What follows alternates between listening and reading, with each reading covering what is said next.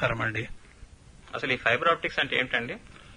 సాంకేతికపరంగా చెప్పాలంటే fibre optics లో కాంతి తరంగాలు సన్నని తల వెంట్రుక వాసి మందం కలిగినటువంటి తీగల గుండా ప్రసరణ చేయటమే మనం ఫైబర్ ఆప్టిక్స్ అంటామండి. ఈ ఫైబర్స్ ఎన్ని రకాలు ఉంటాయండి? ఈ ఫైబర్స్ అనేటటువంటివి దాంట్లో ఉండేటటువంటి పదార్థం యొక్క వక్రీభవన గుణకం మీద ఆధారపడి వాటిని 3 రకాలుగా మనం చెప్తాం. ఈ ఫైబర్స్ లో మధ్యలో ఉండేటటువంటి భాగాన్ని మనము కాండము, కోర్ అంటాం. దాని చుట్టూరా ఉండేటటువంటి పదార్థాన్ని మనం క్లాడింగ్ అంటామండి. ఈ కోరు క్లాడింగ్ యొక్క వక్రీభవన గుణకం అంటే రిఫ్రాక్టివ్ ఇండెక్స్ యొక్క విలువల్ని బట్టి, అది మారే విధానాన్ని బట్టి ఈ ఫైబర్స్ ని కొన్ని రకాలుగా విభజిస్తాం. అవి 3 రకాలండి. ఈ 3 రకాల్లో మొదటి రకం లో క్లాడింగ్ మధ్యలో ఉన్నటువంటి కాండం యొక్క వక్రీభవన గుణకము ఒక విలువ కలిగి ఉంటుంది. బయట ఉన్నటువంటి క్లాడింగ్ యొక్క వక్రీభవన గుణకం ఇంకోటి ఉంటుంది, ఇంకో విలువ కలిగి ఉంటుంది. ఈ రెంటి యొక్క వక్రీభవన గుణకాల తేడా చాలా తక్కువగా ఉంటుంది. ఈ ఫైబర్ ఆప్టిక్స్ ఈ రోజుల్లో బాగా విస్తృతంగా ఉపయోగిస్తున్నారు కదండి. దీని ఉపయోగం మొట్టమొదటిసారి ఎప్పుడు ఎలా జరిగిందండి? దీనిని మొట్టమొదట వార్తా ప్రసరణకి ప్రపంచంలో ఉత్తర అమెరికాలో మొట్టమొదటి 1975లో వాడారు. తర్వాత 1988లో అట్లాంటిక్ సముద్రం గుండా డీప్ సీ కేబుల్లో ఫైబర్ ఆప్టిక్స్ వాడి వార్తా ప్రసారణ చేశారండి. ఈ ఫైబర్ ఆప్టిక్స్ మొట్టమొదటి 1977లో జరిగిందంటున్నారు కదా, ఇది ఇంత ఆలస్యంగా వాడులోకి రావడానికి గల కారణాలు ఏమంటారు? ముఖ్యంగా ఫైబర్ ఆప్టిక్స్ లో నేను మీకు చెప్పినట్లుగా కాంతి కిరణ పుంజం ప్రసరణ చేయాలండి. ఈ కాంతి కిరణాలు అనేటటువంటి వాటికి నిర్దిష్టంగా కొన్ని లక్షణాలు ఉండాలి. అవేమిటంటే వాటన్నిటికీ ఎక్కువ శక్తివంతం కలిగినటువంటి కాంతి కిరణాలు ఉండి, అవి ఒక కిరణానికి రెండో కిరణానికి దశాభేదం లేకుండా, అంటే all the rays should have same phase, అన్ని ఒకే ఫేజ్ కలిగి ఉండాలి. రెండోది ఒకే తరంగ దైర్ఘ్యం కలిగి ఉండాలి. అట్లాంటి కాంతి కిరణాలు లేజర్ అని అంటామండి మనం. లేజర్ కాంతి కిరణాలకి ఈ లక్షణాలు ఉన్నాయి. ఈ లేజర్ కాంతి కిరణాల యొక్క ఆవిర్భావం జరిగిన తర్వాతనే ఫైబర్ ఆప్టిక్స్ కి నాంది ప్రస్తావన జరిగిందండి. అందువలన ఈ ఫైబర్ ఆప్టిక్స్ కమ్యూనికేషన్స్ గాని, ఫైబర్ ఆప్టిక్స్ టెక్నిక్స్ గాని చాలా కాలంగా చాలా ఆలస్యంగా వెలుగులోకి వచ్చాయండి. ఈ లేజర్ కిరణాలు కాకుండా మన ఫైబర్ ఆప్టిక్స్ ఇంకా ఏ విధమైన కిరణాలు ఉన్నాయండి? ఉంటే దాన్ని ఉపయోగం మనం ఎలా ఉపయోగిస్తున్నాం? మనం ఫైబర్ ఆప్టిక్స్ గుండా పంపించేప్పుడు లేజర్ కిరణాలనే మనం పంపిస్తాం. ఈ లేజర్ కిరణాలు కూడా పరారుణ కిరణాలు అంటాం మనం, ఇన్ఫ్రారెడ్ రేడియేషన్స్. ఆ ఇన్ఫ్రారెడ్ రేడియేషన్స్ లో నిర్దిష్టమైనటువంటి కాంతి తరంగ దైర్ఘ్యం ఉండాలండి. అంటే 1.3 మైక్రాన్ల విలువ కలిగిన తరంగ దైర్ఘ్యం కలిగిన కిరణాలే మనకి ఎక్కువగా ఉపయోగిస్తాయి. ఈ ఇన్ఫ్రారెడ్ రేడియేషన్ అంటే ఏమిటండి? ఇన్ఫ్రారెడ్ రేడియేషన్ అంటే కాంతి కిరణం యొక్క తరంగ దైర్ఘ్యము రాను మారుతూ ఉంటుందండి. ఎక్కువ తరంగ దైర్ఘ్యం ఉంటేనేమో దాన్ని మనం ఎర్ర కాంతి కిరణం అంటాం. తక్కువ తరంగ దైర్ఘ్యం ఉంటే దాన్నేమో నీలం కాంతి కిరణం అంటామండి. ఎర్ర కాంతి కిరణం కన్నా ఇంకా ఎక్కువ తరంగ దైర్ఘ్యం కలిగిన కిరణాలని పరారుణ కిరణాలు అంటాం. ఆ పరారుణ కిరణాల్లో ఆ కిరణాలు గాజు గుండా పెడుతుంటే శోషణ చాలా తక్కువగా ఉంటుంది. అందువలన ఎక్కువ శక్తి నష్టపోతుంది. అందువలన ఈ లేజర్ కిరణాలు ఆవిర్భవించిన తర్వాతనే ఫైబర్ ఆప్టిక్స్ మనం ఎక్కువగా వాడుకలోకి వచ్చండి. ఈ ఫైబర్ ఆప్టిక్స్ కమ్యూనికేషన్ లో ఉన్న సిద్ధాంతం ఏమిటండి? అది ఏ రీతుల్లో మనం దీన్ని ఉపయోగిస్తున్నాం? ఈ ఫైబర్ ఆప్టిక్స్ కమ్యూనికేషన్స్ లో ముఖ్యమైన సిద్ధాంతం ఏంటంటే ఆప్టికల్ ఫైబర్ గుండా కాంతి కిరణము సంపూర్ణాంతర పరావర్తనం, టోటల్ ఇంటర్నల్ రిఫ్లెక్షన్ ద్వారా ఒక చివరి నుంచి రెండో చివరి దాకా వెళుతుందండి. అయితే మనం సహజంగా పంపించవలసినటువంటి వార్త కానీ పంపించేటటువంటి సమాచారం కానీ శబ్ద తరంగాలు మనం సహజంగా మాట్లాడినప్పుడు కానీ మ్యూజిక్ లో కానీ శబ్ద తరంగాలు వస్తాయి. మొట్టమొదటి ఈ శబ్ద తరంగాల్ని విద్యుత్ తరంగాలుగా మారుస్తాం. అది మామూలుగా మైక్రోఫోన్ ఇవి చేస్తాయి.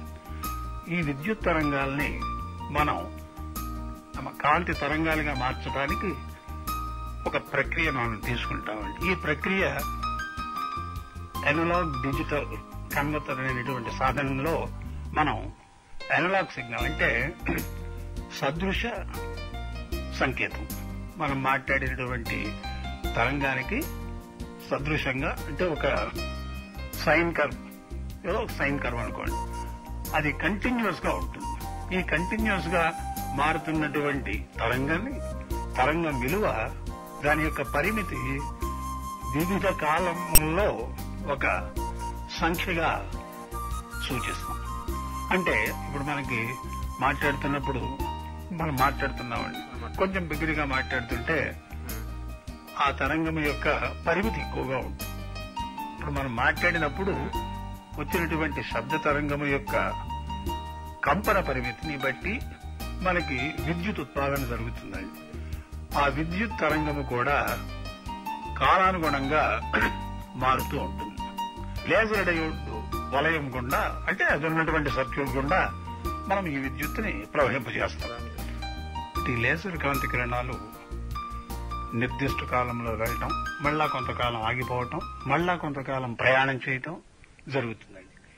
ఈ కాలంని బట్టి కాంతి కిరణాలు ఎప్పుడైతే వెళ్లాయో ఆ కాలం యొక్క వ్యవధిని బట్టి మనం ఆ లెవెల్ తీసుకుంటాం.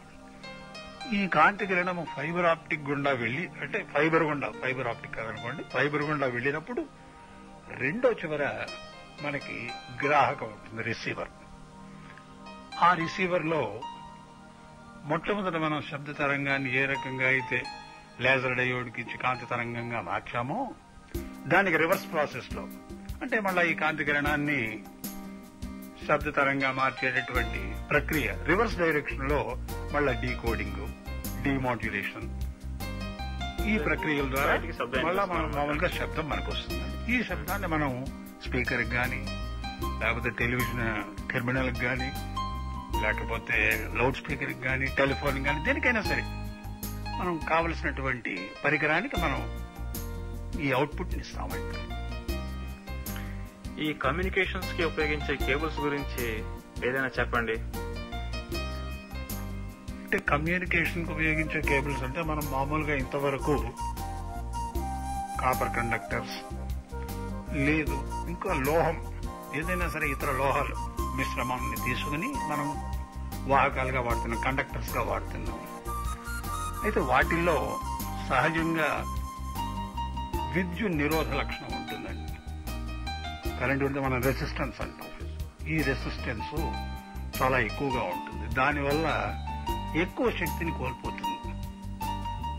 అలా కాకుండా మనం ఫైబర్స్ ద్వారా కనుక మనం ప్రసారం చేస్తే సంభాషణని, అది 7-8 మైళ్ల దాకా కూడా ఏమాత్రం శక్తి నష్టపోకుండా, అంటే కొద్ది గొప్ప కొంచెం నష్టపోయినప్పటికీ ఎక్కువ శక్తి నష్టపోకుండా ప్రసారం జరుగుతుందండి. అంటే మనం ఇప్పుడు ఇక్కడి నుంచి ఓ 50 మైళ్ల దూరం టెలిఫోన్ మెసేజ్ పంపించాలి. టెలిఫోన్ తీగలు ఇక్కడి నుంచి 50 మైళ్ల దూరం పెడతాయి.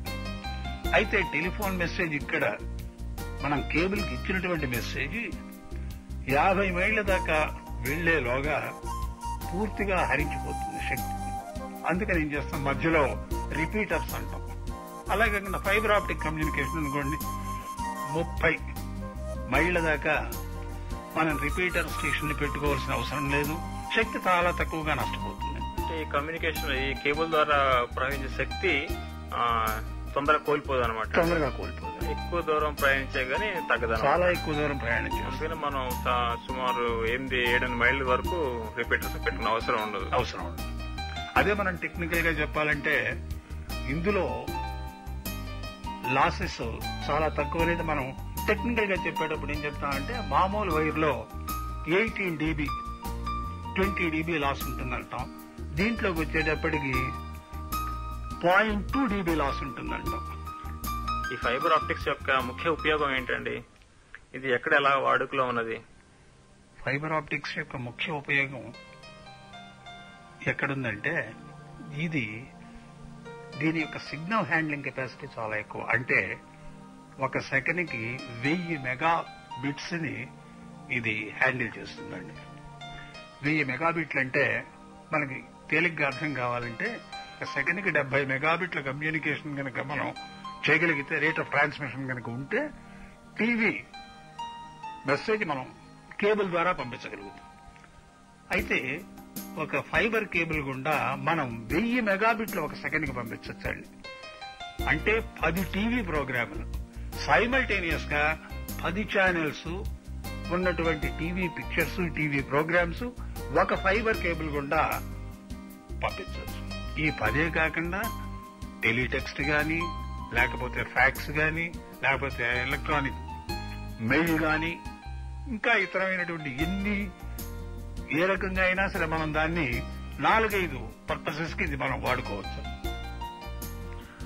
ఈ రోజు ఫైబర్ ఆప్టిక్స్ గురించి, ఫైబర్ కేబుల్స్ గురించి మరియు వాడుతున్న సిద్ధాంతం, అదే ఉపయోగం గురించి చాలా బాగా చెప్పారండి. నమస్తే అండి. నమస్కారం.